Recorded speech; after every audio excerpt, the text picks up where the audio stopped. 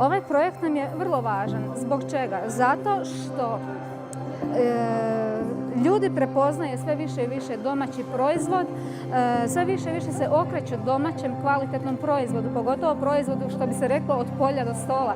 Znači, vrlo kratko vrijeme prođe od mužnje do prerade u sir i taj sir, na primjer, moj sir dođe k vama na stol. Projekat Doručak s hrvatskih farmi mislim da je jako dobar za promociju hrvatskih proizvoda i ono što je domaće.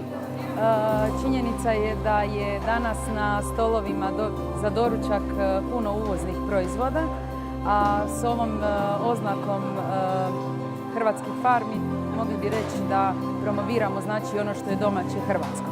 Dakle, proizvode koje smo prezentirali danas na ovoj manifestaciji, za koju mogu reći da je hvale vrijedna, da se mogu na neki način mala obiteljska gospodarstva promovirati. Ministarstvo je imao sluha za nas male OPG-ove i ovo je jedan od načina da možemo prezentirati svoje proizvode i tako sve hvale vrijedno. To je jako dobra manifestacija što je sad organiziralo Ministarstvo i što se promovira hrvatsko selo, hrvatski proizvod, a najviše mali OPG-ici, znači malo poljoprivredno gospodarstvo.